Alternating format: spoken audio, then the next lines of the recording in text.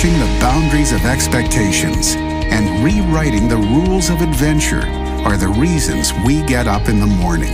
This is a way of life, a huge and growing community of explorers and adventurers, leading the way, blazing new trails, and raising the bar. We share your hunger for a life without limits, and we know you'll stop at nothing to get there. Well, greetings and welcome back to the world's one and only Kinetic Belief podcast broadcast. For manifesting your abundant life, so glad to have you back with us today. StephenCanyon.com is the website. Follow us also on Instagram at Stephen Canyon. Make sure you subscribe to this podcast so that you don't miss a single episode. Also, the number to call to be on the podcast where you have this open invitation 24/7. Call the number 720-626-8649 and you're in. And an like addendum that. To that. Yes, ma'am. If you're outside of the U.S. or if you cannot call that number, you can just leave an audio message on Instagram or Facebook. Just DM it. That's clever. Direct message us. Why didn't I think of that? Well, see, we've got your back, Steve. Thank you. You've got a whole team here. Hey, we've got an event coming up tomorrow. I know. In Orlando. Yay, I am so yay. excited. It's sold out. I can't wait to see everybody and the energy. I feel like we're all just going to explode. It's just, we're all just going to get there and burst into confetti. I'm really excited about seeing everyone. I am too. I am. It's going to be very special. And the appetite is ravenous to be around these people. I thought you were talking about the brunch. Well, that as well, but Okay. there's a different kind of appetite. I just want to be around people. But we're going to be talking about the mastering imagination, desire mastery, gratitude mastery, conversation mastery, the mastery of our actions and expectations. It will be a magic carpet ride. I come out of those so enriched, and after not being able to be around people for so long, this is extra special, more than ever. Higher, better, bigger, better, stronger. Well, hey, all you local KBs, I know you're out there listening right now, and yes, we're excited about seeing you tomorrow. Yeah. We also, we've got one more event coming up in Orlando on the 26th, and then you and me, madam, we're headed to the high alpine lakes of Colorado out in the Rockies. I am so excited about this hiking tour that we have figured out, discovered. What is really cool is we're going to do some of our podcast events, live streaming events, we'll call it that, from some of the alpine lakes in the Colorado wilderness Rockies. Live streaming. We're going to be backpacking in our equipment for broadcast podcasts and streaming live from some of these locations in the Rocky Mountains. How about that? Can you even imagine how good that's going to feel out in the Colorado sunshine with the cold mountain air and vistas all around us, talking about the law of attraction, kinetic belief, manifestation. Well, I've got to say that we've been sort of paying the early price for it. We've been doing some strength training, working out, getting ready. The high altitude presents challenges of its own, in which, by the way, if you've not ever tried it before, chlorophyll is an amazing substance to take to help with exercising, but also overcoming the effects of high altitude. There are also very specific kinds of liquid chlorophyll that you're supposed to take that are extra good. It's hard to find it, is what I'm saying. It's hard to find the really good stuff. So we know where to get it up Carrying there. equipment, the backpacks, and the drone, and all the stuff. Yes. Can't wait. Yay. I know. I'm so excited. Friday. It's here. You said it. I beat you to it. You sure did. I love it. I love so that. Let's see, the 26th, and then I guess we leave Orlando on the 1st of July. Correct. Right? Yeah. And then we're headed out. Absolutely. And how long do you think we'll be out there before we can take our first trip? Hiking, probably just a couple weeks. We'll probably be there for 24 hours and then freak out and go, "We're so excited!" And then we'll be exhausted by the time we get to the top. I was just looking at the itinerary this morning. One of those hikes is 14 and a half miles. Yeah, I saw that. I mean, and there's not a four-wheel drive option. No, we might have to take a tent. Or just take it off our list. Where's your adventure, Steve? We'll talk about that one. we'll discuss that. Well, today, Steve, we have a call from Meggie, and she is in Durres, Albania. Hi, this is Meggie from Durres, Albania. How can I know what really matters in life. There are so many things waiting for my attention, and I don't want to waste time on things that aren't important. How can I know what really will serve me the most in life? Wow. Thanks for the call, Maggie. How can you know what will serve you the most in life? I love how she worded all of that. So sweet. Yeah. How can I know what will serve me the most in life? Great question. I think by your question, Maggie, you're asking how can I know what's good for me so that I don't waste time on what's not good for me?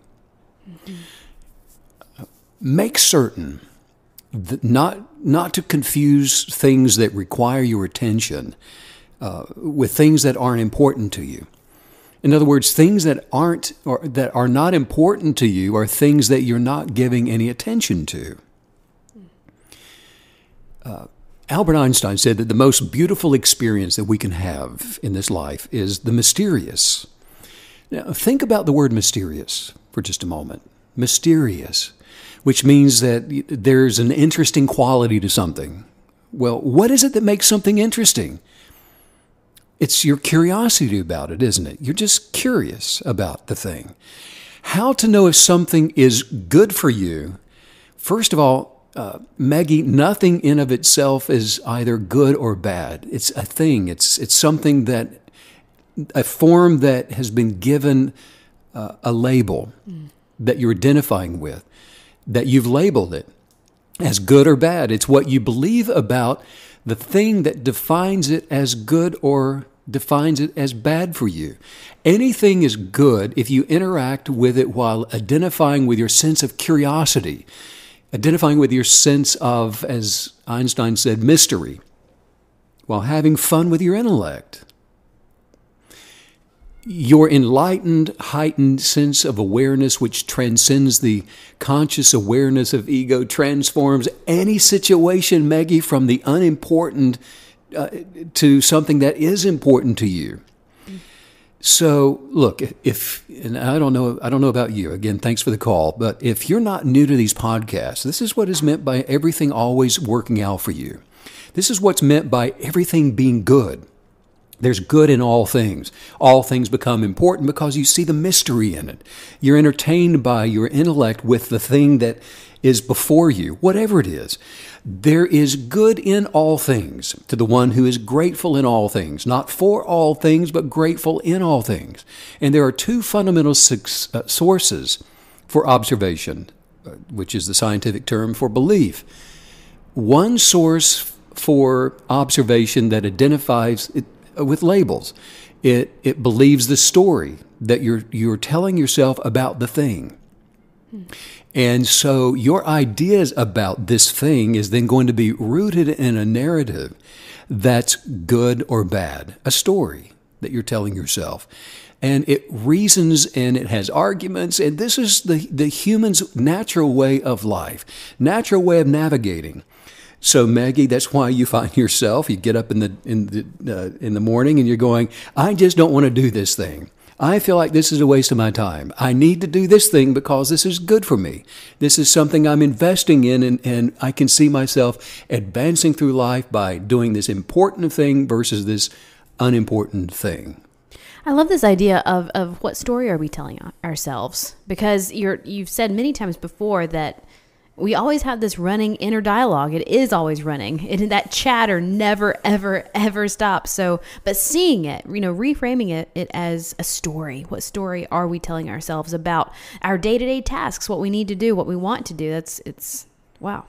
Very cool. Well, how do we reframe it? How is it that we're just able to, it sounds good to say, I'm going to reframe this. I'm going to come up with a new narrative. I'm going to reframe this. I'm going to rewrite this book real quick. Y'all hold on. Hold the bus. I'll be right there. I don't need to go anywhere You're yet. missing that bus, But, and I'm not saying it's much more complicated or easier than that, but this is the great question, isn't it? Yeah. Because there are, this is, again, depending on where you are in your combing through our KB library here, the other source for observation, the duplicity of our nature, The other source, the other belief for observation is coming from your essence of being. The original you that came into the natural before you were ever reformed by the constructs of mental thinking and reasonings and negative source information and all those things. It just simply observes rather than reacts. For example, if there is an action that you're going to take, your essence of being, belief, the observation, it is a deliberate, imaginative, creative action that you're going to take. And this is the KB supernatural way of life. The nature of joy, for example, the source for joy, which is fundamental to what I think your question is. You enjoy some things and you find redundant, repetitive, and boring other things, and a waste of your time. The eternal type of joy flows to and through the person who's looking forward to experiencing the abundant life, forward to experiencing your best self, your higher self, the self that has transcended the natural self. Wow. That is where good health and wealth and joy and happiness and love and all of those attributes reside. And there's the light bulb moment, because she began the question by saying, look, there are so many things that are vying for my attention. You know, so many things saying, I'm a priority. No, look over here. You need to accomplish this. You know, you need to fill out me. I'm this form, I'm that form. But what you're telling us, it's just so beautiful and resonates so deeply with the kinetic belief, values. This idea that, look, everything that we're accomplishing, everything that we're doing, it's coming from within. And those outside, and I think I'm understanding this correctly. Are you telling us that the tasks that need to be accomplished will organically be inspired from everything that we're conjuring up in our imagination, that we're envisioning, that we're pursuing? Well, go back to where you started that with saying, look over here, look over there, pay attention to me, pay attention to that. Calling for the attention. Why? Because there's reasonings that you're still wrestling with. Hey, over here's the alarm. Wait a minute. Put your hands to me if you want to really succeed. Wait, do this thing and then you will be. Wow. Time out. Stop the madness. That is insanity. It's confusion. And that is insanity. That is exhaustion, right? Yeah. Because looking forward with gratitude transcends the negative with positive optimism. So it's in what you used to call the mundane that you're looking beyond it with gratitude, looking forward into what is that you've imagined to be through the process or the journey of what is in the presence of now. We were talking yesterday about awareness, for example. And this one sense of awareness is, and we look at it like, say, for example, you're in the back seat of your parents' car and you're going on a vacation and you've got an 8-hour drive ahead of you. Yeah. Well, what are you doing for 8 hours? Well, most people, you start off maybe by just looking out the window. Well, are you interacting with what you see go by other than just through a sense of awareness? Right. You see it go by. A tree goes by. Just because you're counting the cows doesn't mean you're interacting with them. There's 14 cows? No, okay, 14 cows. But you're not interacting. Observation. You don't feel, you're not identifying with the cows in a sense that you need to go milk them. Right. There's a fence that needs to be repaired or the cow's going to get out. No, it's just a sense of awareness. Yeah. Not even identifying with it. In fact, the ego stops because of the sense of the higher being of awareness, labeling it. You're not even thinking cow, tree, house, car, dog, barrel that's fallen over. Those things as they go by, they just are. Looking forward with gratitude, you go through the experiences of awareness without identifying with them as that this is a problem, this is not a problem, this is great, this is bad.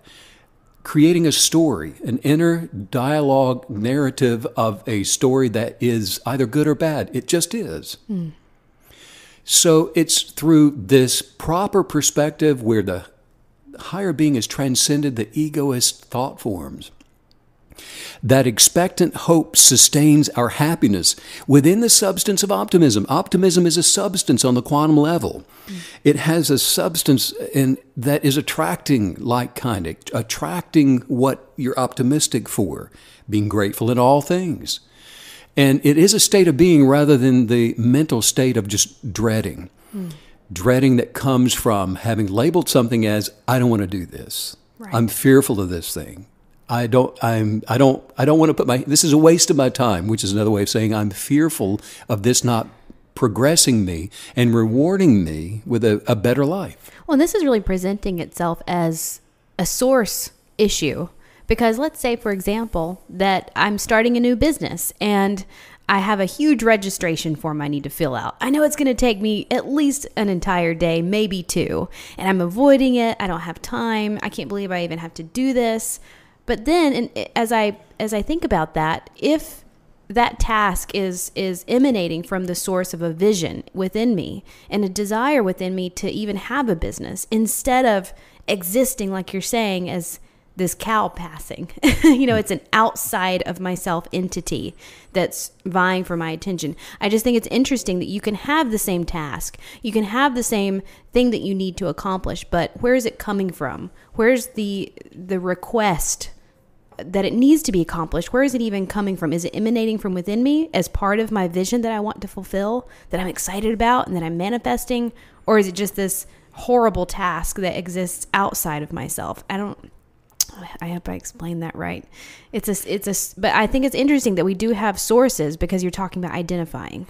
Well, one thing that happens, and this is a larger topic than I think that we can touch on it, and I can point people in the right direction. But what you're describing there is, for example, the action of setting up a new business, the action in some of the constructs of setting up a new business, outside of the modalities of kinetic belief, action in of itself alone then becomes a mental construct where we're identifying with thought forms, with just the thinking, with rational thinking, winning and losing, a mundane task. In its proper place with the 5 modalities of kinetic belief, action now has its proper place, and it is identified with imagination. The action has aligned itself with desire. The action is part of your gratitude. The action is part of the things that you're talking about. And then there is the intelligent enjoyment that comes with the action. If it's putting your pencil to a piece of paper, just marveling at the effects that the pencil's having on the paper while you are aligned with the imagination for the business that you're creating, and there's enjoyment in all of it. So it's in alignment with those modalities of kinetic belief that the kinetic believer, the KB, is experiencing their best life. Wow. By having transcended the identifying with winning and losing, and I do want to do this, I don't want to do that, out of alignment with the modalities of KB. Now that's incredibly powerful, attaching the modalities of kinetic belief to any task, because we know how it feels. I mean, everybody knows. We all know those tasks that, it takes 15 minutes, but it took 15 years to get around to it, and we learned nothing. Well, like you just learned nothing from that. You just put your hands on your hips when you said that, and I can just see you going, why do I have to do this? Why do I have to be the one to do this? Well, and how many times have we procrastinated for so long, and then we finally do it, and it just takes a few moments? And does that change the next time we procrastinate? No, absolutely not. We just do it all over again the next time we don't want to do something. Great point. Procrastination just shows that, we don't have the modalities in place. Wow. Because, there's fear in the doing. Why is there fear in the doing? Because you don't have the imagination and the desire for it. You don't have the gratitude for it. Not just for that, but in that work, that action that you're doing. The substance of all these things, which all things have substance in the quantum universe, it's harmonious. There's a harmony with the nature of optimism. And when we are out of alignment, when we have removed ourselves from that harmonious nature of optimism, then there's dread, there's procrastination, there's putting it off until another time. Because it's not part of our kinetic belief journal. It's not part of the essence of the highest being and our purpose, our genius of purpose. Wow. It's not what you desire. And it's how we desire that is attracted to form that is here to serve our higher sense of purpose. Look, kinetic believers choose unwaveringly to attract their experiences in alignment with their genius of purpose. So if it's a task of putting your pencil to a piece of paper, whatever it is, it's because you've found purpose in that, where you are now.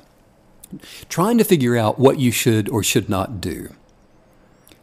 Maggie, we haven't forgotten you. Trying to figure out what you should or should not do. That actually is out of place with your imagination and desire and gratitude and words and then the action of what you should or should not do. If you start with all you're doing, should I do this or not? That's the wrong question, and it's out of place. The substance of anxiety, which is what you're having, dread, not wanting to do this simple or complicated thing, that's confusing and it distracts rather than attracts. In other words, the noise of forms with labels that you're going to do some kind of an action with, that doesn't have that you're not identifying your genius of purpose with, that's already defining your expectations of an outcome, being either neutral, not of any purpose, a waste of time, all that you're operating from the egoist sense of being, identifying with things. And when you operate in this way, the only accomplishment that you're going to receive at the end of the day is just one of relief. The thing you put off and put off and put off, now that you've done it, you're just relieved. Well, why are you celebrating? Because I got that behind me.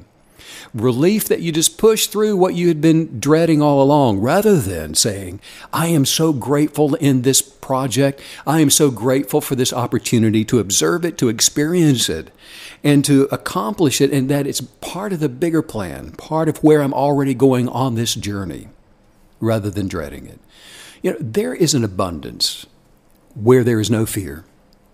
So if there's fear involved, there's no abundance in the activity that you're dreading. There is an abundance where there is no doubt, where there is no timidity. There is more than enough in the presence of creativity and fearless thoughts. An abundance is always there. In other words, that it's like a plant in a greenhouse that always has the perfect conditions for growing. Just enough sunlight, just the temperature is perfect. There's always just enough moisture where it's abundantly prospering at all times. Why? Because the environment is perfected. Someone has paid attention to the environment for that plant to set it up to thrive 24/7, sleeps when it needs to sleep, and it grows as it needs to when it's supposed to. There's no dwarfing in the growth. The roots are not prematurely trimmed away. Creative genius of purpose exists within every single person that's ever lived. And Maggie, just look within to find your genius of purpose and become what you imagine to see by finding purpose in go to the website and look at the 5 modalities of kinetic belief and work on those. Make sure you are aligning your life with those modalities. And you're going to find part of the bigger plan for you is to cast down imaginations. And if you find yourself procrastinating or dreading or thinking that something is important versus not being important, then that perspective will alter your identity from your original purpose and who you really are.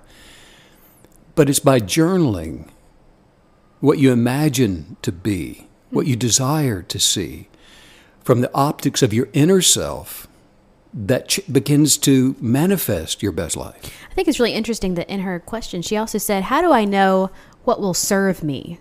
And I think that's a really wonderful way to say that, because when you do first start living the kinetic belief life, there are so many tasks, relationships, activities that you're not even aware that they're not serving you, that they're not supporting your genius of purpose, who you really are.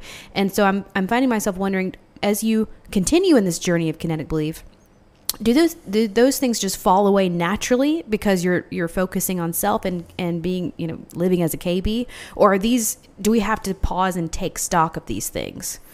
Well, again, to empower things as to with the ability to serve or not serve is to give away your authority and give away the power of your dominion.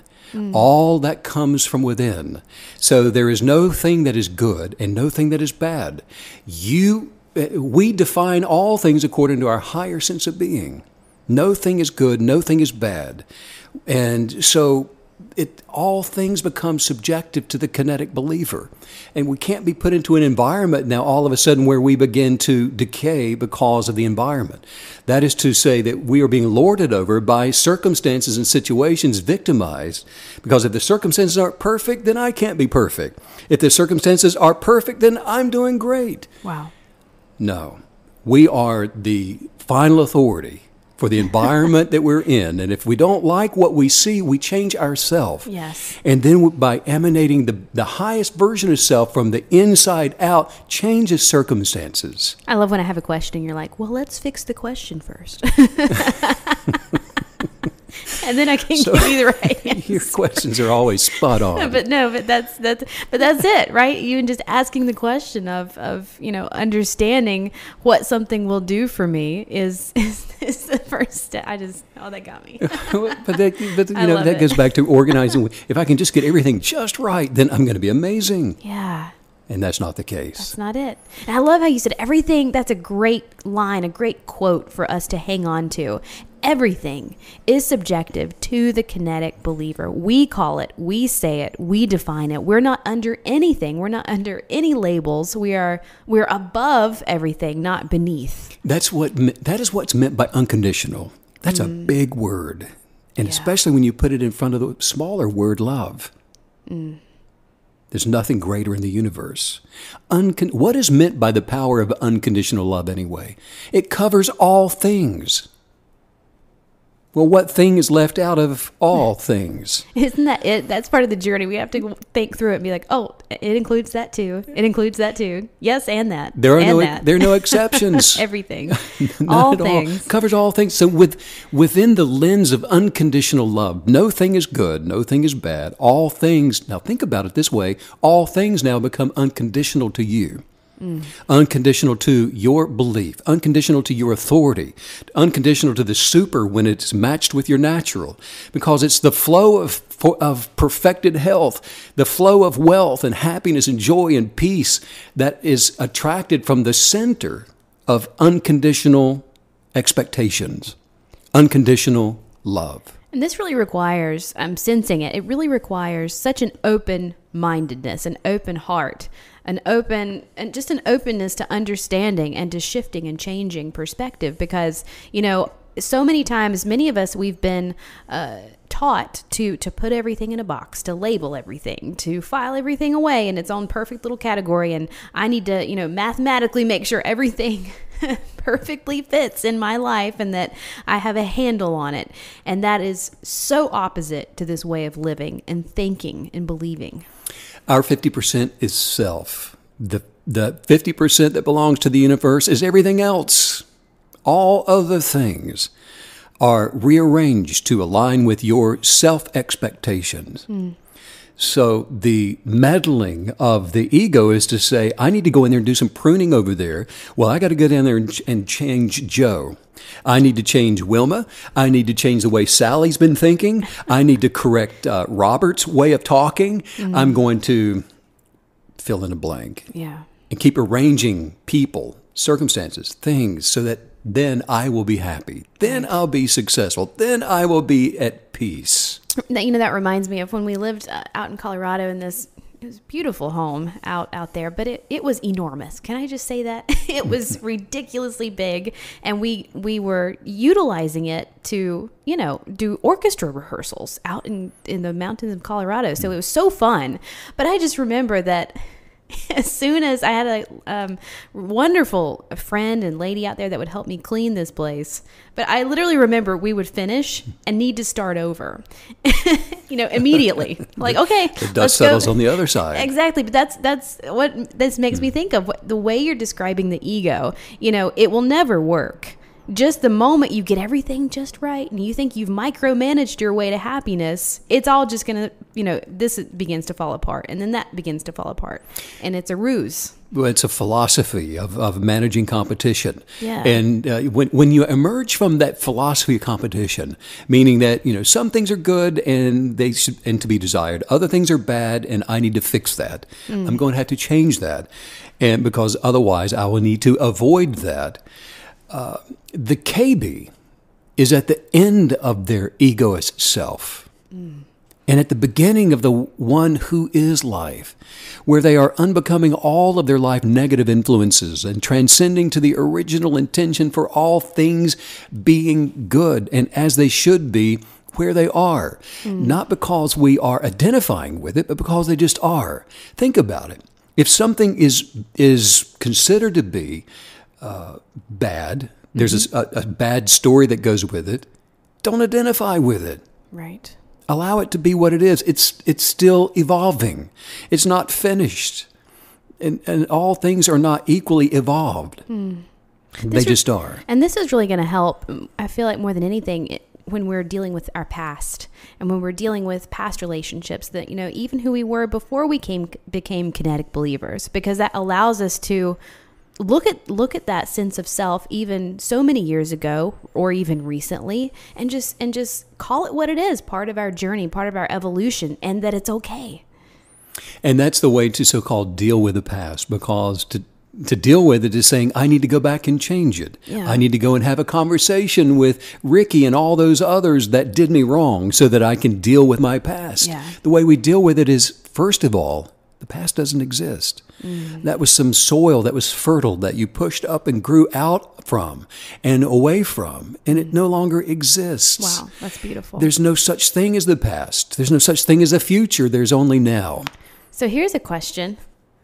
If the past is, as you just described, do we need to go through, you hear many times that people have to sort of forgive themselves for many things that they did in their past. Is that something that we're avoiding altogether when we reframe the past in the way you just described? Avoiding things that we should be forgiven, that we want to be forgiven for? I'm sorry. No, it's fine. So I was thinking while you were talking. So while you were talking, I was thinking. My apologies. Will you forgive me for that? Of course. Okay. It is what it... No, wait. I'm confused. I don't need to forgive you because it's not labeled. I don't know. Okay. So, no, I'm thinking many times the part of moving beyond our past is forgiving ourselves or others for things we did, things they did, things that occurred. However, when you reframe your past in this way of getting rid of the labels, you just described it as fertile soil that we're moving through and coming out of. It makes me think, are those mental workings that we don't even need to go through? Do we even need to pause and say, I forgive myself or I forgive them? I mean, because that almost now feels like more labels instead of seeing it for what it really is. You just answered your question. That's exactly right. Because when we are in this, when we are still carrying around stories, narratives that need to be fixed, then we're dealing with the ego the ego of the past with the ego of the present. The point of transcending with enlightenment over the ego with the original source of being is that you leave that behind. It doesn't exist. As long as you're trying to fix the ego with the ego, then you're still afflicted with thoughts of condemnation and guilt and fear and doubt. Wow. It's a Band-Aid. Right. That can easily be pulled off and say, now, wait a minute. You may think that you dealt with that, but don't you ever forget what you did to me. Because you're still in the ego and the storytelling of the past, the fables of the past. There's no forgiveness that's required for the higher source of being, the life essence that is you. That was the ego that committed the fraud, the ego that did the thing that it just didn't want to do. And so when we transcend that again, there's a transformation that already is. You're unbecoming all those things that were. And the thing that has always been, why do I just get so tired of doing these things I just don't want to do? That was one nature speaking to the other nature. Well, the original one, why do I get so tired of doing the things I don't want to do? The I that's doing the things you don't want to do is the ego doing the things that the higher being doesn't want to do. So we're talking about transcending the higher being that needs no pardon. And so you are that you are. Well, and I have to say that sort of unexpectedly, the path that this podcast is taking today is so interesting because it's giving me such a deeper understanding and sense of the higher self, of the aura, of the sense of self that we carry with us for all of eternity. And it's making me think that I still have a lot to uncover and understand about, not just the higher self, but how it, if we detach stories from ourselves, well, the first thought is, well, what's left? Everything, right? What is left is the abundance of life and health and prosperity, because the things that the ego tries to achieve or to attract or to get into its possession already exists. But because it's believed that it's not there, then it feels like it has to go out and work to receive it and to make it happen.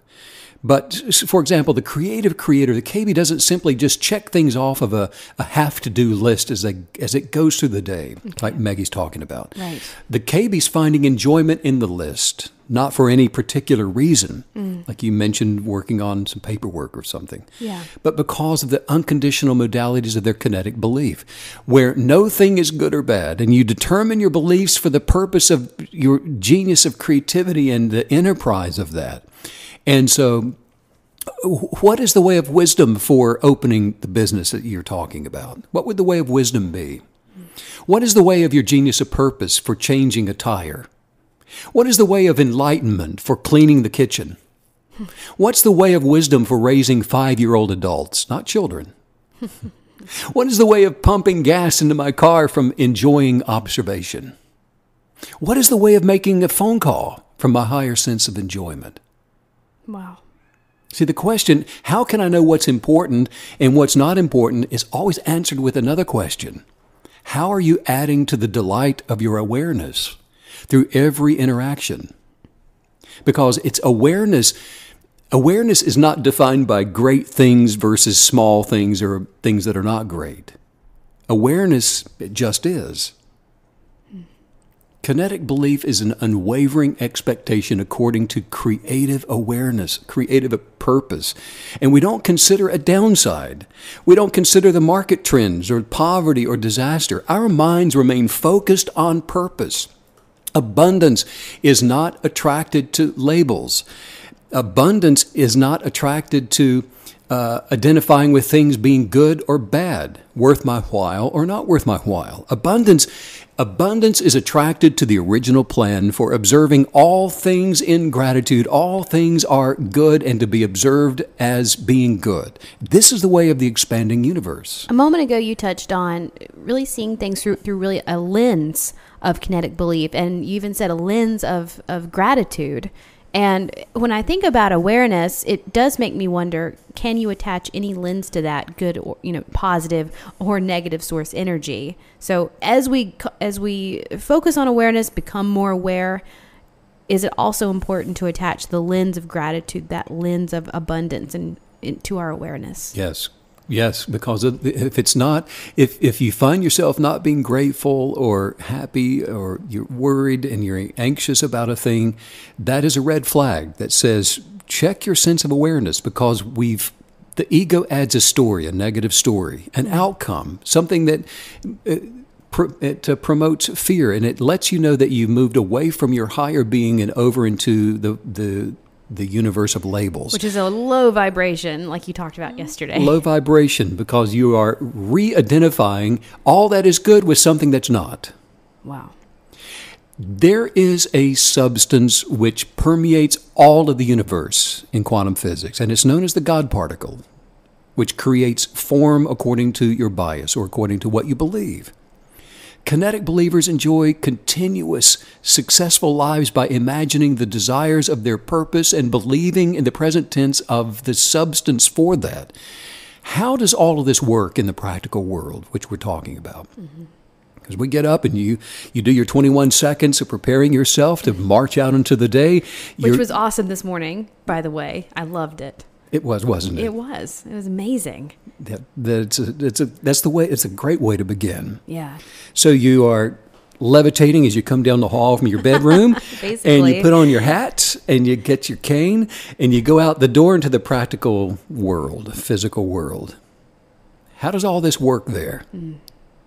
First of all, you probably the cane is more of a. It's decorative. It's decorative, it's aesthetic. Right? That's right. Yes. So, How does it work? It's for your dance routines. That's it. It's for singing in the rain. Yes.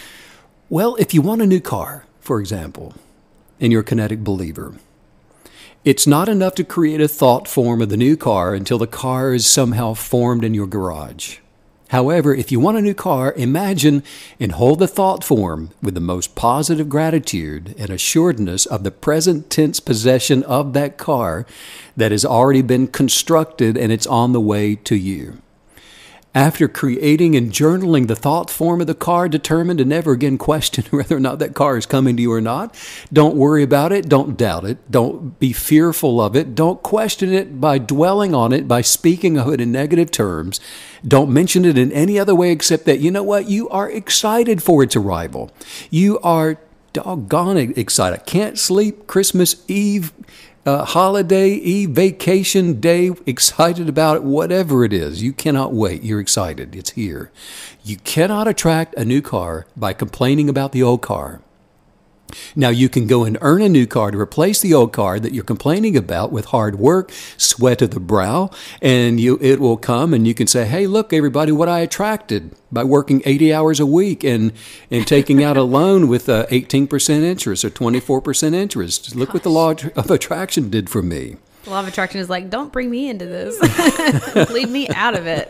I had nothing to do with this. Because it comes with the potential of losing it. And you relate with that in terms of winning or losing, earning it or not earning it, rather than attracting it from all things being in the presence of the unconditional. And as such, you know what? I am grateful to observe the thing from the perspective of good. In this way, your article of faith, your convictions, receive the car as already yours. And that car will be brought to you by the power of kinetic belief, responding to your desires. Then continue to review your manifesting journal of expectations and affirm your gratitude for the car as you've imagined it to be. The kinetic energy of your sustained belief is the thing that's going to advance you without failure. It's impossible for you to fail, by the way. You cannot do it correctly and fail. Impossible. It's like saying, I'm going to jump up in the air and gravity's going to have no effect over me. Impossible in this universe. Wow. That car will keep coming to you that you're attracting. Meggie, you are one with life. In Albania, you are one with the essence of life. You are abundance. You are one with creation. You are one with God. And it is your sense of equality among co-equal creators that attracts abundance to you, which is the search engine to the storehouse of your desires. And in quantum physics, we understand that the universe is advancing toward perfected completion. And all matter within you was put there based upon the ideal perfection of you. Nothing is missing, nothing is broken, in part in your advancing plan. So the choice of agreement to advance creatively, gratefully, to the benefit of all within you belongs to every individual, including you. And it's the successful person that understands this and then kinetically aligns their belief for the benefit of all and makes a determined daily effort, beginning with that first 21 seconds in the morning, that, you know what, I am not going to be moved off of what I expect to see in my life. All things are made of the same substance. Not one thing is any greater or any lesser than another. In other words, I'm not sure I should know what the dollar is in Albania. What is it called? It's a lek. A lek. Well, there's a lot of leks to $1. I remember that. Yes. Well, however many leks it takes to be equivalent to $1 million is not a lot of money. It's not. It's only a lot relative to just a little. $1 million just is. $1 just is. However, $1 million takes on a different form when it's identified with as being hard to get. Wow. There's a million struggles involved in this instead of one struggle. A lot of uncertainties instead of one uncertainty. It's just a lot of money, all those things. But for the person who has transcended identifying with labels, $1 million is not any different than $1. Whatever you can think of or imagine to journal from your greatest expectation is possible, and it attracts the most abundant life that you were meant to live. That is incredibly powerful, that analogy for the dollar, because how much more then is it going to do that for ourselves if when we apply it to self, when we get rid of the stories we say about ourselves, we can just completely get rid of them. That's right. It's the formulas without the labels that's empowering to us. And it really redefines us as truly limitless, and our capabilities and what we are in this universe and what we can become and the journey that we can be on, and stripping away those stories and stripping away those labels. It seems like you're stripping away your identity at first, and then you realize it's only so that you can finally see your true self. And the true self is the $1 million. The true self is the great health. The true self is joy and happiness and all those things. The true self is the brand new car. Yeah. Because you're no longer identifying with some other mechanism that's required for the car to come to you. The universe is responding to your sense of self. Yeah. And that's why it's so important to actually function and work through the unbecoming that you're always teaching us about how to do it and why we should do it. But that unbecoming process, it's getting rid of all of this stuff. The unbecoming is so necessary, isn't it? Yeah. It is a requirement. Why is it so necessary? It's because competitive societies promote things like poverty, because it's necessary for the ego that identifies with being rich. Wow. No one would be rich in the egoist way of doing things if it did not identify people with being poor. Because the ego is just that. When someone wins, someone else has to lose.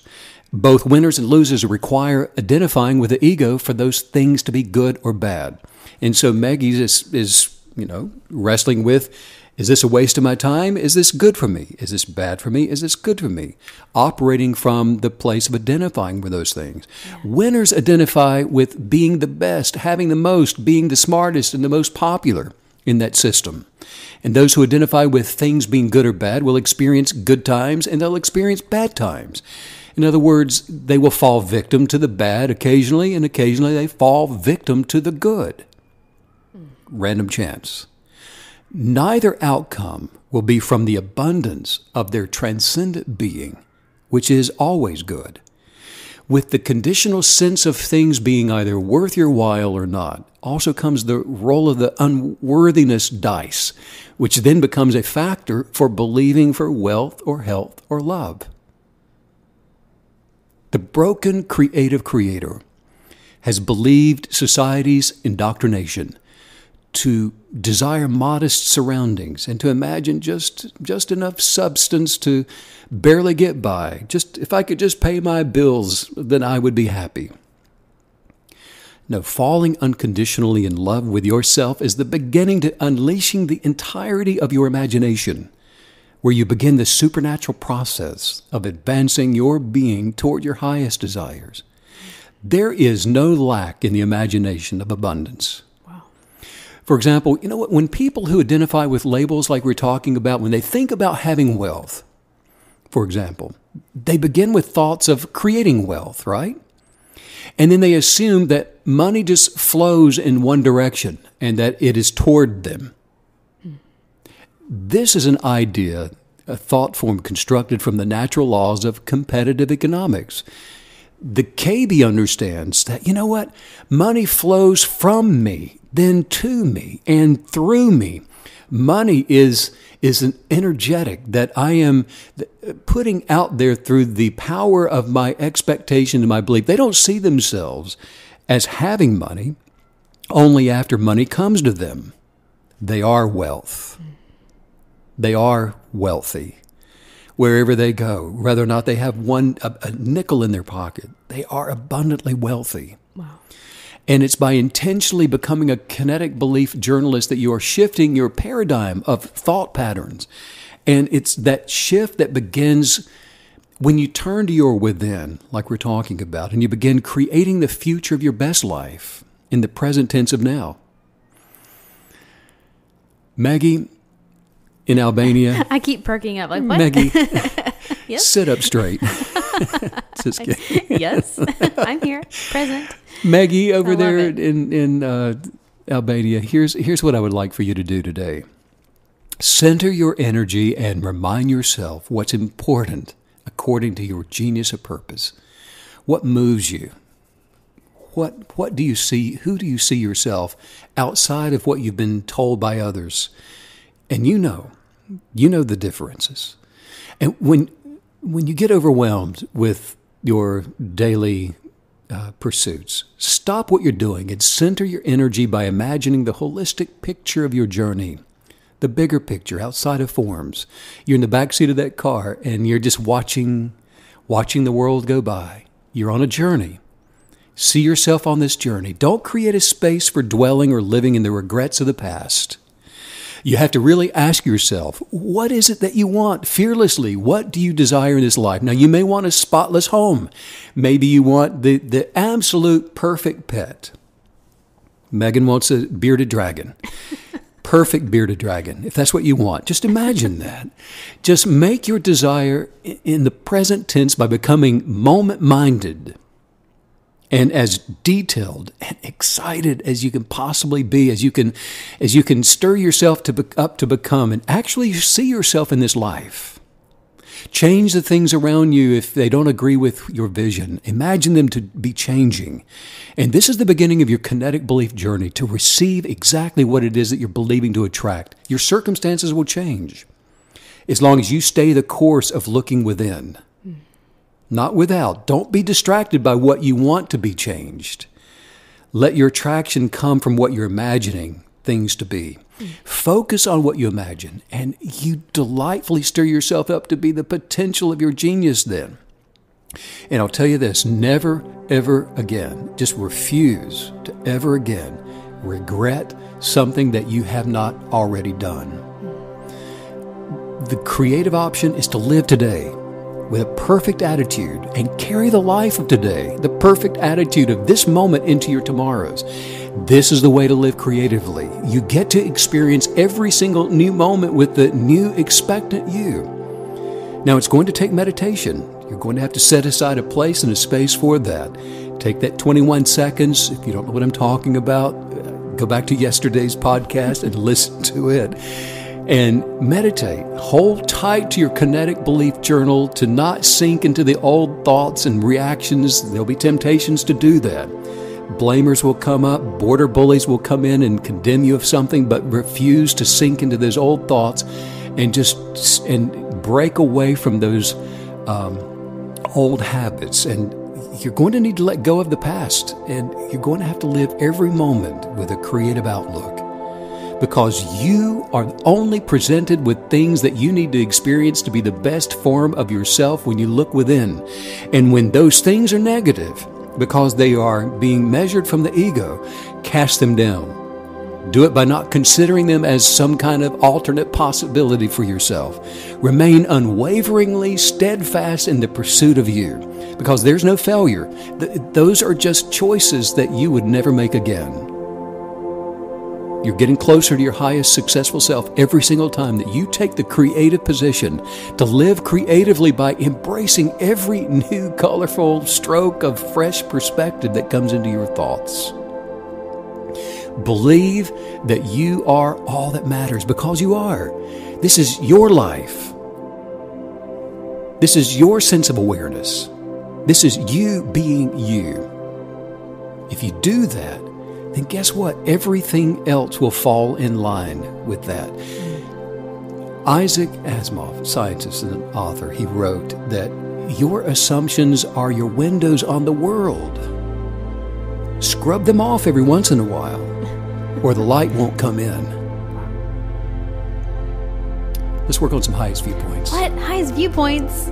Yes. You ready for that? I'm ready. Let's do it. Say this out loud. Say, I have the wealth. I have the wealth. Of my creative imagination. Of my creative imaginations. Money is flowing to me. Yes, money is flowing to me. It's flowing through me. It's flowing through me. There's more than enough. There is more than enough. So there's enough for my all. So there's enough for my all. I have what I believe. I have what I believe. According to me. According to me. I am wealth. I am wealth. I am health. I am health. I am life. I am life. I am joy. I am joy. I am happiness. I am happiness. I am.